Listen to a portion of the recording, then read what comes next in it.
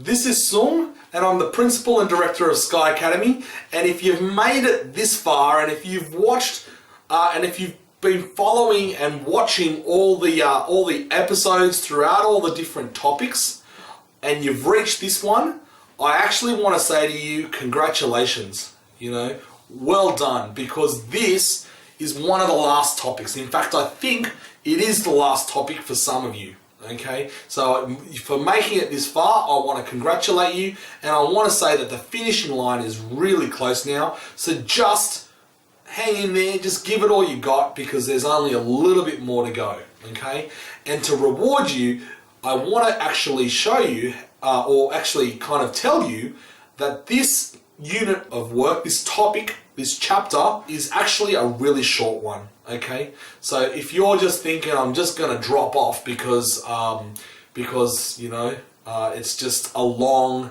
drag, well then I want to tell you that the end is near.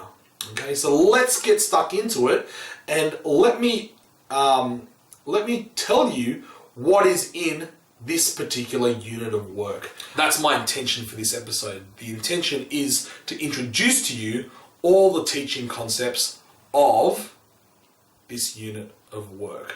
Okay, so the topic is applications of calculus to the physical world. Applications of calculus to the physical world.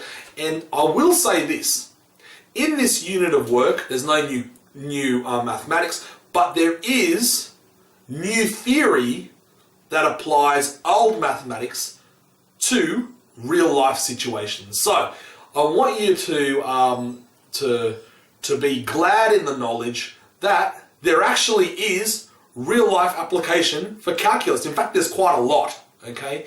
And this unit introduces you to some of the areas where calculus does apply, okay?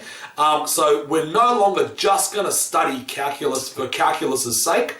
We're going to study, or we're going to use this chapter to apply calculus to real life situations. And here are three, all right, that this unit covers. Rates of change, right? So basically, differentiation is all about finding the rate of change of something, right?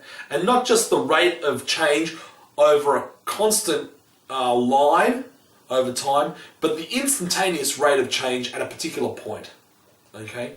So it deals with rate of change. The other thing that it deals with is exponential growth and decay. Now you see in there the word exponential. Exponential means, right, an exponential function, which we looked at in the last topic, right? And basically we're going to look at the application of exponential functions to growth, right? So you might be looking at population growth, or the growth of a bacteria colony, or something like that, or decay. An object cools down after it's been taken out of the oven is an example of an exponential function decaying. Okay, so exponential growth and decay is a unit of work that we're going to be looking at. Oh, sorry, not a unit of work, but a teaching concept that we're going to be looking at within this topic. And then the other area that we're going to be looking at is motion. All right, and I want to be looking at the relationship between displacement or position, okay, velocity and acceleration, okay. They're all words that if you do physics you'll be familiar with, but I want to show you that these three concepts are related through calculus, right? These concepts are derivatives and integrals of one another, okay, because displacement, velocity is the rate of change of displacement, and acceleration is the rate of change of velocity, but I'll get into that later. All I wanted to do in this episode is introduce you to what's coming up. Alright, so yeah, thank you for watching. In the next episode, what I'm going to be doing is getting stuck straight into it, and we'll look at calculus or derivatives as a rate of change. Alright, thanks again.